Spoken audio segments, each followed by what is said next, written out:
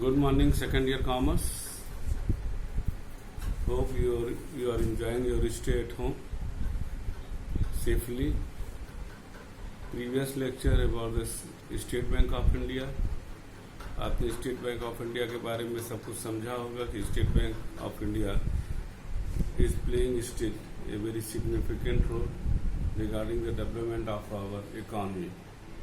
It is the largest bank and having the special entity थोड़ा सा RBI से कम, other commercial bank से ज़्यादा, and State Bank is also playing the role of the representative of our central bank, that is the Reserve Bank of India. So as we know, central bank, केंद्रीय bank, इसको हिंदी में बोलते हैं, जो हमारे देश का रिजर्व बैंक। आज यही चैप्टर सेंट्रल बैंक हम लोग पढ़ेंगे। क्लास में भी लेक्चर में हम बार बार एक चीज बोलते थे कि हमारे जो पूरे वर्ल्ड के पॉलिटिकल और इकोनॉमिक हिस्ट्री में 3 फेज जो इस पिछली शताब्दी में था, जिसको हम बहुत महत्वपूर्ण मानते हैं, टर्निंग पॉइंट मानते हैं, that is the first world war 1914 से 1919 में, great depression 1930 and second world war, जिसके बाद हमारे देश को आज़ादी मिली। ये 3 फेज थे जो आप पूरे वर्ल्ड में देखोगे कि जहां पर एक बहुत ही बड़ा चेंजेस आया। उस चेंजेस में एक था जो 1930 में ग्रेट डिप्रेशन आया, विश्व में महामंदी, और वहां पर लोग मार्केट में डिमांड नहीं, प्रोडक्ट सामान ज्यादा से ज्यादा बना हुआ रखा है, लोगों को रोजगार नहीं मिल रहा है, पूरी अर्थव्यवस्था डूबने के कगार पर आ गई। और के जो हमारे उस समय कॉमर्शियल बैंक थे, they were playing their own interest है, क्योंकि वो कॉर्पोरेट सेक्टर और बिजनेसमैन द्वारा हैंडल होते थे। जब 1930 में एक ये समस्या आई तो एक चीज हुआ, इंडिया में अगर हम बात करें कि कोई ऐसा एक सेंट्रलाइज सिस्टम होना चाहिए जो पूरे सिस्टम को हैंडल कर सके। पूरे विश्व में जो सेंट्रल बैंक है, हर देश का वो मॉनेटरी और मनी मार्केट का, मॉनेटरी पॉलिसी, मॉनेटरी सिस्टम और मनी मार्केट का वो रेगुलेटरी और मेन बॉडी होता है। यानी the whole economy of the nation moving around the policy, the regulation, the concept, credit control, credit creation policy of that central bank.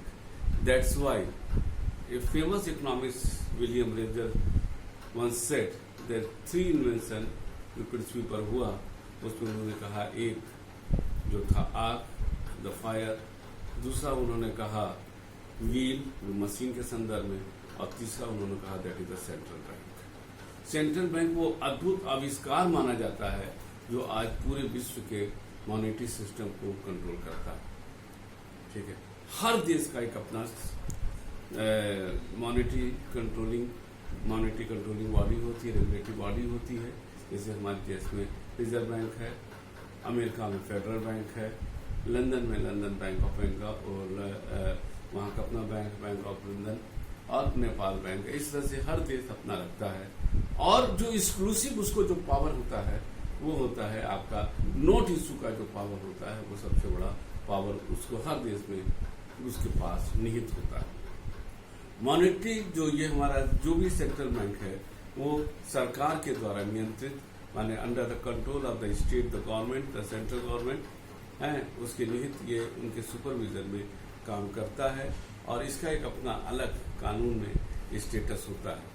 मूलतः ये जो है देश में मनी मार्केट को रेगुलेट करना, मनी मार्केट जो शॉर्ट टर्म फाइनेंशियल व्यवस्था है, कमर्शियल बैंक है, उसको रेगुलेट करना, नोट इशू करना, इंटरनेशनल लेवल पर जो फाइनेंशियल इतना मॉनेटरी सिस्टम है उसको कोऑर्डिनेट करना on the basis of the nation, ये सारी चीजें हमारा सेंट्रल बैंक करता है।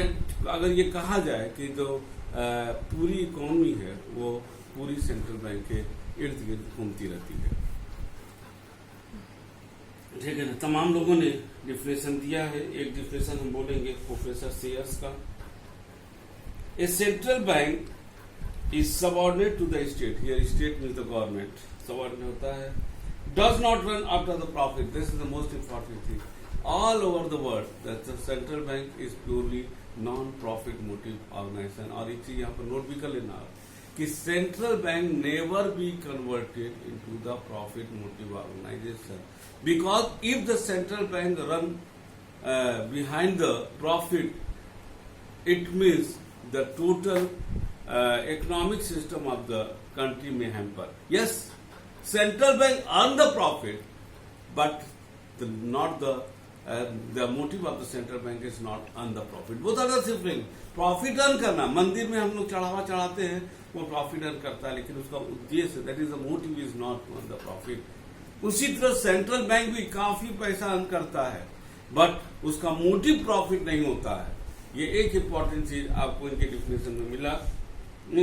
And possess means of effectively controlling and commercial bank, और इसके पास वो सारे अधिकार होते हैं जो कमर्शियल बैंक को नियंत्रित करना, with a view to promote the general monetary policy of the state, ताकि देश की जो मॉनेटरी पॉलिसी है उसको अच्छी तरीके से हम नियंत्रित कर सके. फर्स्ट ईयर में मैंने बताया भी था कि what is the monetary policy, monetary system, और इन्फ्लेशन के जब क्लास था उसमें हमने काफी डिटेल बताया था कि through the monetary policy the central bank regulate the money supply, कितना मनी होना चाहिए अकॉर्डिंग टू द नीड, और कितना नहीं होना चाहिए अकॉर्डिंग टू द, उसको एडजस्ट करता रहता है. क्रेडिट कंट्रोल, उधार, उसको इंटरेस्ट रेट, ये सारी चीजें जो है हमारे मॉनेटरी पॉलिसी के अंतर्गत आता है. और reserve bank of India, central bank हमेशा जो है इन चीजों को according to the need of that hour manage करता रहता है. ठीक है, इसमें एक पैराग्राफ और दिया है जो इंपॉर्टेंट है. डॉक्टर डिकॉक का version of the central bank is that central bank is the bank which constitute the apex of the monetary, apex माने सबसे बड़ा, and banking structure of the country which act as the best as the national economic interest. ठीक है ना, ये सारा जो है एक तरह से सेंट्रल बैंक उसमें कहा गया है. सेंट्रल बैंक की जो जरूरत अगर हम बात करें, the necessity of the central bank is that सबसे the first thing is to control the credit. Credit control policy is developed by the central bank of any country, and credit creation policy is developed by the commercial bank as per the direction of the central bank under the credit control. Credit control central bank करता है, उसके हिसाब से all the commercial bank develop the credit creation. ये आपका है. दूसरा सबसे बड़ा चीज दूसरा होता है पेपर करेंसी को इशू करना, मॉनेटरी पॉलिसी को इम्प्लीमेंट करना, ये भी हमने बोला इसका, और कमर्शियल बैंक के सारी सिस्टम सेंट्रल बैंक के इर्द गिर्द घूमता रहता है. ठीक है ना, ये सारी चीजें जो है अगर कहा जाए कि सेंट्रल बैंक की जरूरत हर देश में वो करता है, यानी पूरे देश के जो हमारा short term monetary money market है वो पूरी की पूरी तरह उस सेंट्रल बैंक के इर्द गिर्द घूमता रहता है. ठीक है ना, और अगर हम इसकी आगे बात करें तो इसमें कि सेंट्रल बैंक जो काम करता है उसके तहत, उसको कानून के तहत उसको तमाम अधिकार मिले रहते हैं, जिसका मूल उसका जो सिद्धांत होता है, दैट इज द प्रिंसिपल, उसका होता है कि वो कमर्शियल बैंक को और अदर जितने भी सिस्टम हैं उसको जो है निर्देशित करना कि वो कैसे काम करें. Direction, it is the central bank which direct all the commercial bank, all the financial institution which are engaged in the money market, उनको डायरेक्ट करना रिगार्डिंग द इकोनॉमिक डेवलपमेंट. ठीक है ना, इसमें डिकॉट का फिर से जो है दिया हुआ है. The guiding principle of central bank is that it should not only in the public interest, इसी पब्लिक इंटरेस्ट में ही नहीं for the welfare of the country के रूप में भी काम करना चाहिए as a whole without regard the profit as a primary tool. माने लोगों की भलाई के लिए हो, देश के भलाई के लिए हो, बिना इसके बात पे कंसीडरेशन किए हुए कि उसको प्रॉफिट होगा कि नहीं होगा. जो मैंने बोला कि ये नॉन प्रॉफिट मोटिव 100% ऑर्गेनाइजेशन होता है. ठीक है ना, अगर हम लोग बात करें तो guiding principal reserve bank central bank किस किस सिद्धांत को काम करता है. The first principle is the public interest and the economic welfare. लोगों की भलाई और देश की भलाई, इसका मूल उद्देश्य होता है without earning the profit, the motive, without having the motive to earn the profit, it serves the opportunity how the country will develop, how the welfare of the people be increased through the monetary system. Monetary stability, इसमें the second point is the ये देश में जो है पूरे money supply को adjust करना, credit supply को एडजस्ट करना, कितना क्रेडिट दिया जाना चाहिए या नहीं दिया जाना चाहिए, कैसे दिया जाना चाहिए, क्या होना चाहिए, so that the economic and monetary stability, आर्थिक एवं वित्तीय जो इसकी बैलेंसिंग है, बैलेंस, क्योंकि देखो हमारी इकोनॉमी आज वर्ल्ड इकोनॉमी जो है कि कंपटीशन में है, पूरे वर्ल्ड का हमारा competition, this is present time the whole world has become the global economy, the whole world has become the village and इस country has become the hut, वो बन गया। In that case, we have to coordinate all the monetary policy, and all is situation when this is the competitive era, and each and every country is competing with each other to develop the nation. Or in that case, it is very necessary for the economic development. There must be the economic and financial stability in the economy. किसी भी तरीके का जो हम व्यवस्था है वो होना चाहिए। जैसे नहीं होता है कि 80 किलोमीटर पर गाड़ी चल रही है, 100 हुआ तो 80 करो, 60 हुआ तो 80 करो, दैट इज द स्टेबिलिटी। उसी तरह इकोनॉमी में भी होता है कि कैसे जो है हम आर्थिक और वित्तीय व्यवस्था स्थापित करें, और जो वो हमेशा, this is the dynamic nature, क्योंकि अकॉर्डिंग टू द सिचुएशन हमारे किसी भी देश का जो इकोनॉमिक सिस्टम है वो बदलता रहता है। अब देखो रिसेशन की पीरियड है जो कोविड-19 चला, उसमें तमाम उलटफेर हुआ, रिजर्व बैंक को इमरजेंसी के रूप में हमारे इकोनॉमी में फंड रिलीज करना पड़ा। हमेशा नहीं करेगा क्योंकि देश को संभालना था, दैट वाज इमरजेंसी सिचुएशन, और उसको जो है संभालना था, तो उसको जो है यहां पर उसको रिलीज करना पड़ा। That is the monetary stability. और third point is the free from politics. कोई भी देश की सरकार हो, क्योंकि हम हमारे किसी भी देश में नॉर्मली एक पार्टी सरकार बनाती है, वो सरकार संविधान द्वारा बनता है, पार्टी अलग चीज होता है। लेकिन जो अब जैसे जो फाइनेंस मिनिस्टर होगा निश्चित रूप से वो पॉलिटिकल व्यक्ति होगा, इसीलिए किसी भी देश का जो सेंट्रल बैंक होता है उसको कानूनी, central each and every country develop the legal umbrella, give the legal umbrella to the central bank of that country, because so that no democratic country, no the government which is controlled by the some political party cannot interfere in the affair of the central bank.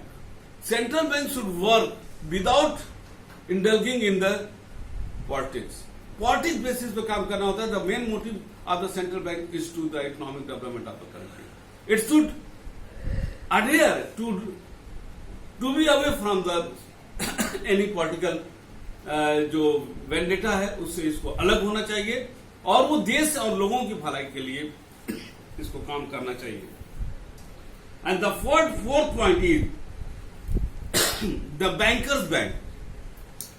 It is being the main bank of the country, the central bank coordinates the activity of the commercial bank, और the commercial bank चाहे वो India, चाहे वो किसी भी देश का हो, अगर उस देश में काम कर रहा है तो उसका वो सेंट्रल बैंक जो है उसको सेंट्रल बैंक द्वारा नियंत्रित होगा, और उसको टाइम टू टाइम उसकी जो भी जरूरत होगी, पैसे की, लोन की, किसी भी प्रकार की जरूरत होगी, उस सेंट्रल बैंक उसको देगा। तो इसका एक बहुत महत्वपूर्ण रोल होता है जो सेंट्रल बैंक का, वो होता है बैंकर्स बैंक। हमारे लिए बैंक कमर्शियल बैंक है, और बैंकों का बैंक सेंट्रल बैंक होता है किसी भी देश में। जैसे हमारे यहाँ हम जो कमर्शियल बैंक है तमाम, और उसका बैंक हो गया रिजर्व बैंक ऑफ इंडिया, जो देश का एपेक्स मॉनेटरी बॉडी होता है और इकोनॉमिक सिस्टम का सबसे बड़ा बॉडी होता है। ठीक है, अगर आप लोग डिफरेंस के रूप में लोगे तो डिफरेंस सेंट्रल बैंक और कमर्शियल बैंक का जो डिफरेंस होता है उसमें मेन डिफरेंस हम 2-3 पॉइंट बताएंगे, बाकी आप देख लेना। वो the main difference is the commercial bank do the work for the profit motive and central bank for the profit. कई कमर्शियल बैंक हो सकते हैं, चाहे नेशनलाइज हो, चाहे प्राइवेट हो, तो पब्लिक हो, There are so many commercial banks, but in any country there must be a central bank, which is under the subordination of the government, the central government, the state, वो काम करता है. Commercial bank central bank द्वारा control होता है. Central bank कानून के द्वारा और सेंट्रल बैंक के डायरेक्शन में काम करता है. ठीक है ना. कॉमर्शियल बैंक प्राइवेट सेक्टर में भी हो सकता है, पब्लिक सेक्टर में भी हो सकता है, बट जो हमारा सेंट्रल बैंक होता है वो यहाँ प्राइवेट पब्लिक नहीं है. वो लॉ द्वारा, कॉन्स्टिट्यूशन के द्वारा उसका निर्माण होता है और उसको एक कॉन्स्टिट्यूशनल अम्ब्रेला उसको प्रदान किया जाता है. तो इस प्रकार हम लोगों ने देखा कि जो commercial bank and central bank है वो एक बहुत महत्वपूर्ण रोल अदा करता है. और किसी भी देश का जो आर्थिक विकास होता है वो मूलतः अगर कहा जाए, भारत सरकार, कोई भी सरकार हो, जैसे हमारे यहाँ इंडिया में भारत सरकार फिस्कल पॉलिसी डेवलप करती है, तो reserve bank of India monetary policy develop करती है. आगे की हम वैसे हम इसको बता भी चुके हैं, आगे किसी क्लास में संक्षेप में इसका डिस्कशन करें. तो यही यहाँ आज का क्लास हम ओवर करते हैं. नेक्स्ट क्लास में जो है हम आपको बताएंगे function of the central bank. तब तक के लिए गुड बाय, गुड डे.